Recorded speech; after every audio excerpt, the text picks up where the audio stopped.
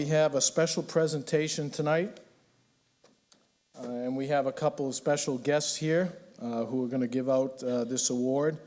Every year, the Kalenian Award is given out. It was set up by Alba Kalenian, the wife of Aram Kalenian, who was class of 1933. Aram was an inventor who held 48 patents in the aircraft and machine tool industry, including the introduction of variable speed motor controllers that could provide variable torque or speed as desired. His designs eventually became variable frequency motor controls, or VFDs, that are widely used today. VIAC was acquired by Siemens Electric, where these drives are produced today. His son Paul and his wife Kathy are here tonight to announce the winner of the annual Kalenian Award. Paul holds numerous patents in biomass combustion, emission controls, and high-pressure coffee extraction. Both father and son are inventors and have multiple patents. And the focus of this award is to enable WPI students, faculty, and alumni to follow in that career path. So please help me welcome Paul Kalenian.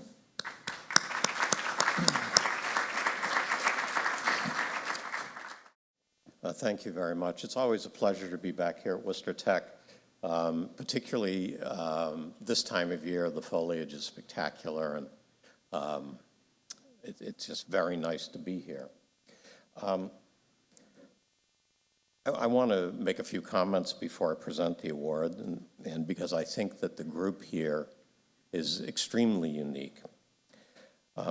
I'm quite sure that the attendees at this Innovation and Entrepreneur Forum at WPI are very different people.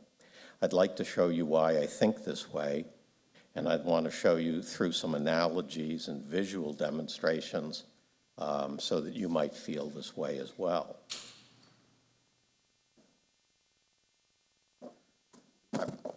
Excuse me. I brought with me a shoebox.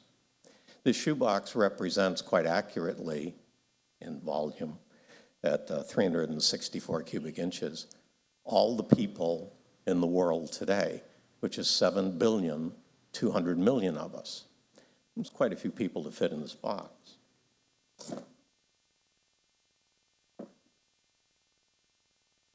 This represents the 5 million engineers in the world today.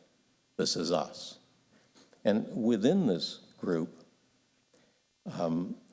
we engineers account for 1 in 1,440 people. So that means that we're responsible for the progress and engineering expertise of the entire planet.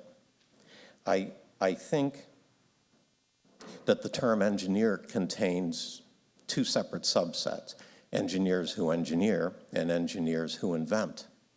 I believe that engineers who engineers are those of us who design bridges to maintain weight load or design boilers for specific temperature pressure conditions.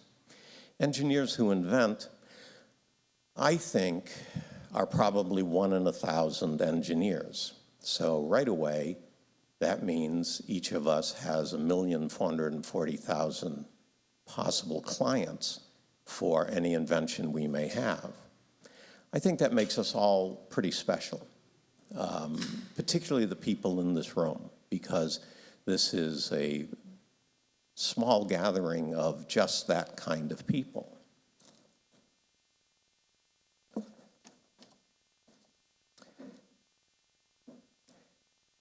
Since all people here are inventors and entrepreneurs, let's take a look at what makes us different. I think perhaps without even knowing it, each of us wants to create something that does not exist so that the planet upon which we live is made better, so we might get patents, we might run a business, and we might employ. I believe inventors do all this instinctively, like someone who's a natural athlete. I believe we all have X-ray vision, so we can see right through metal or cells. We can see the way things work. We can see the future, I believe. I know we have to respect the laws of nature, which are also the rules of engineering, so that everything we invent or imagine must obey the laws of nature. We know, and I think this is important, we know and accept that repeat failure is the very pavement of the road we are happy to be on, because success doesn't really teach us much of anything. But success is what we strive for because we want to invent something that is both patentable and merchantable, so we can earn a living along with employing coworkers, so we can all make the world a better place. Most of you are at a stage of life where you're just starting out, which is a very good time to think of exit strategy. Just like your decision to come to Worcester Tech, you wanted to be something, and that something would provide you with a future. I think you got to look at your future today to understand where you're going so you actually achieve your future. I think we're so immersed in the nuances of our invention that building and managing our business that produces our invention is sometimes outside of our skill set. I think that's okay, and I think it's great to know your limits. My father held 48 patents and ran an invention-based business that he didn't really enjoy running. But he did this so he could work in his lab inventing on Saturdays.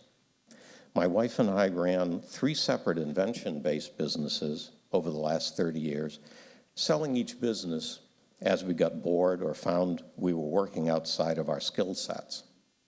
My father's business and our 3 businesses still exist, run by businessmen. And this is very important also. Your patent invention-based business must produce a product that can eventually be produced in your absence. Design your business so it doesn't need you, because a doctor or a lawyer can only sell their skills during their working career. They have nothing to sell at retirement. You want to build a business that has something proprietary to manufacture, so when you want to retire or you simply get bored, you have a business to sell and money to move on. I also think that there are 2 types of products you can make.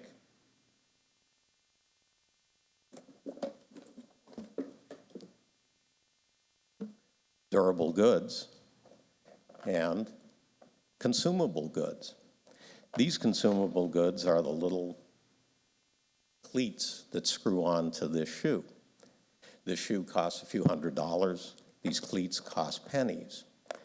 These are made by the millions right over here in Marlborough, Massachusetts. The fellow who makes these does very well at doing it.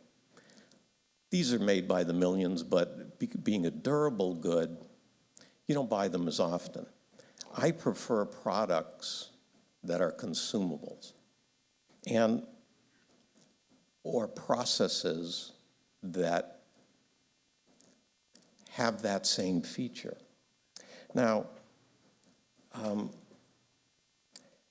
this is the crux of my message, that you've really got to think about the path in which you're on, because someday you're going to exit that path. You want to exit that path with enough cash to either move on to the next path or move on to retirement.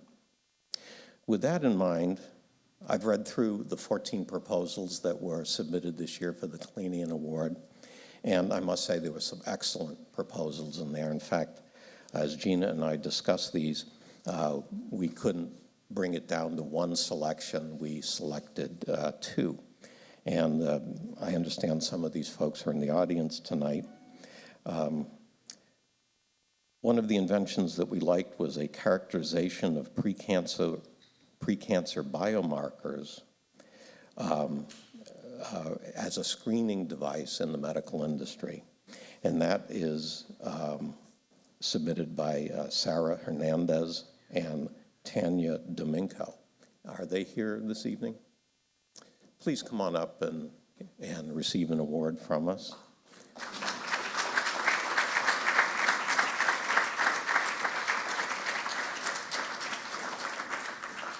And the other recipients of the Kalenian Award this year go to Qiang Wang and Wang for their iron production via flow electrolysis, which is a device which is going to hopefully change the way steel is produced worldwide and reduce greenhouse gases.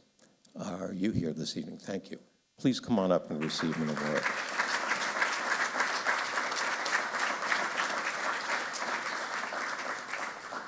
Let's see, here they are.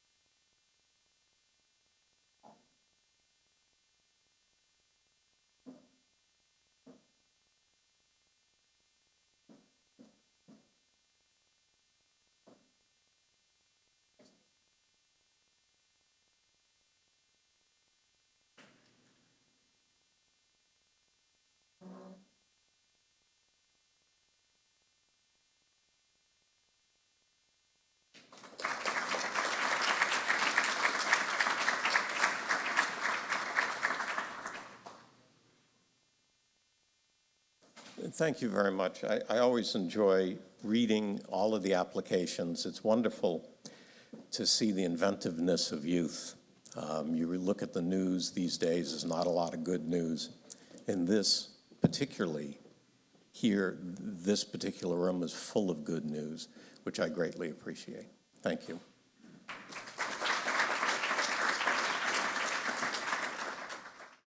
Thank you very much, Paul. It's great to have you here every year. The award is very inspiring to everybody who submits an application, and I'm sure it's very hard to choose a winner or two. So thank you very much for coming out tonight. We really do appreciate that.